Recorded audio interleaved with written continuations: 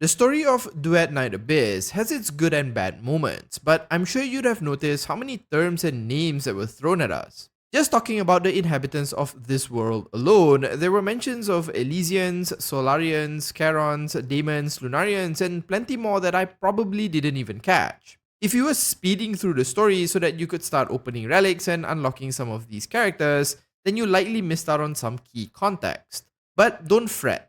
In this video, I'm going to go over all the currently known races, inhabitants, and groups in Duet Night Abyss. I'll discuss what they look like, what special traits they have, where do their allegiances lie, as well as their place in society. So without wasting any more time, let's get right into it, starting off with the Solarians. The Solarians are the most widespread group to inhabit the Atlasia continent. The term Solarian actually originates from an ancient Atlasian word for the sun, solar.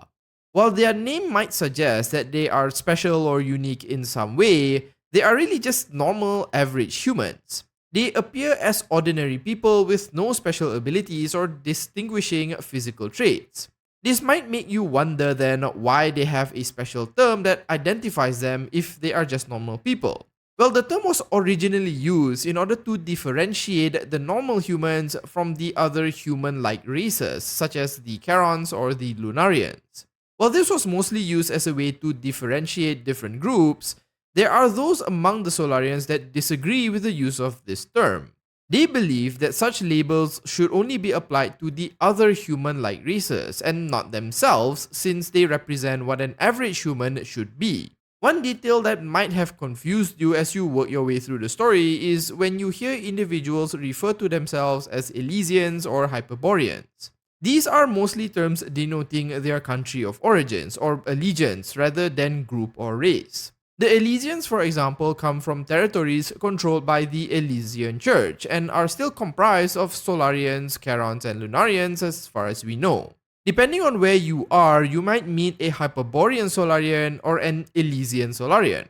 So whenever you hear the word Solarian or Solas in the story, it just refers to normal humans that inhabit the continent of Atlasia.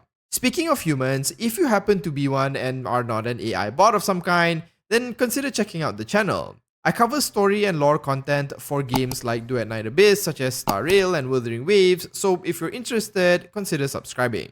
Next up, we have the Karons, the oppressed second-class citizens of Atlasia. The term Karon is said to have originated from a creation myth the Karons passed down to each generation. It's supposedly the name of a divine being who ferries newborn souls into the world of the living. This is quite similar but opposite in function to the Karon of Greek mythology who ferries the souls of the dead to the underworld. The most confusing thing about the Karons are the multitude of terms that are used alongside them in the story. I'm sure you would have heard things like awakened Karons, daemons, deteriorators, and the Forsaken. I'll get to each of this in due time, but let's first talk about what makes the Karons different from the Solarians. While Karons appear mostly humanoid, they are actually physically stronger and more resilient than the Solarians. They can often survive in both hot and cold temperatures as well as pretty harsh environments. On top of that, they have two physical traits that differentiate them from typical humans. Every Karon has horns on their heads and protrusions that run along their spines. These features vary from individual to individual, with some having only a singular horn, while others having more of them. For the most part, all Karons look generally human except for these two traits. That said, there are individuals like Warden Hellfire who has reddish skin and even a tail alongside their horns. It's unclear if the Warden is just a different variety of Karon or something else entirely, though her description does mention her being from the Cert bloodline, who are known for having these unique features. So even among the Karons, there may be some of them with physical characteristics that differentiate them further. Aside from their physical appearance, Karons are also able to wield unique abilities that are often referred to simply as magic, at least in the Hyperborean Empire. When a Karon approaches adulthood, they can undergo a transformation known as an awakening. Not all of them will undergo this change, but those who do will often manifest special abilities. The level of power and the form in which this ability manifests can vary greatly between individuals, with some gaining slight physical enhancements, while others can conjure entire elements. Those that achieve this awakening are referred to as daemons. Unfortunately, not everyone is lucky, and for the handful of unlucky Charons, they could instead experience deterioration.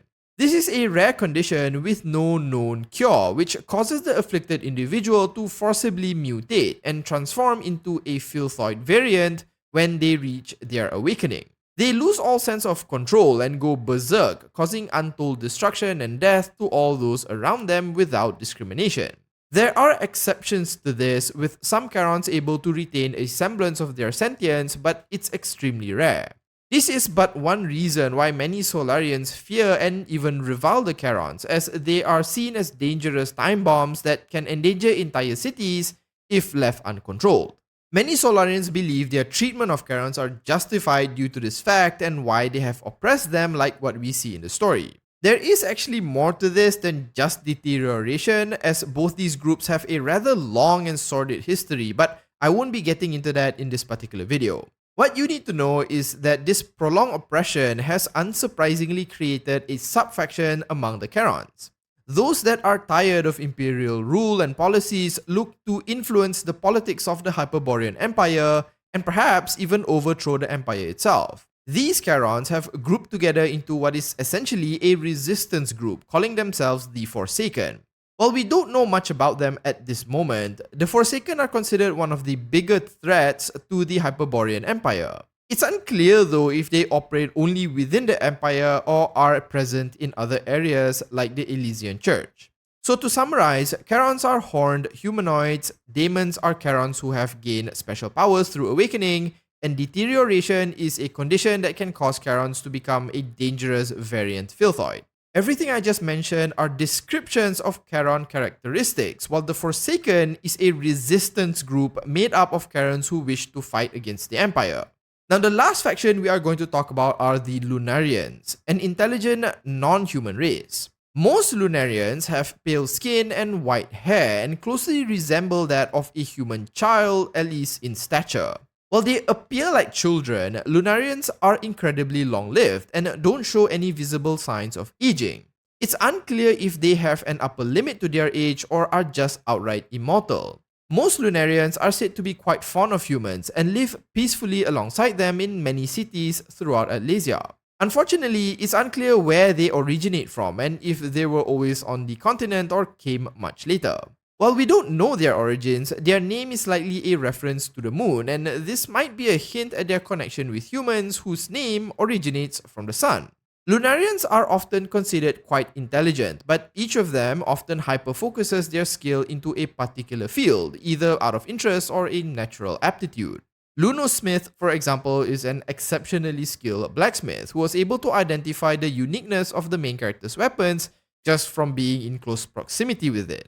Beyond their appearance and penchant for pursuing a single life goal, there isn't much else we know about them at this point. While they might appear as simple mascots, they may have a larger role to play in the story later on. With that, you should now be much better informed on all three of the main groups currently part of the Duet Night Abyss story. I'm sure that for some of you, this information is rather basic, especially if you're paying attention to the story. But at the same time, I know that there are those of you who just want to get into the gameplay. So hopefully this gives you a bit more context on what exactly is going on and who all the main groups are. Now, I do have to mention that this information is largely from the story, atlas, and descriptions provided on the Duet Night Abyss main website. I've tried to include context from whatever readables I can find, but of course there may be information that I could have overlooked. If there is something that provides more context, feel free to include it in the comments below. I'll be covering other lore-related topics for this game in the coming weeks, so keep an eye out for those. I hope this has been helpful, and if it has, do consider liking and subscribing to the channel. Thanks so much for watching, and as usual, have a nice day.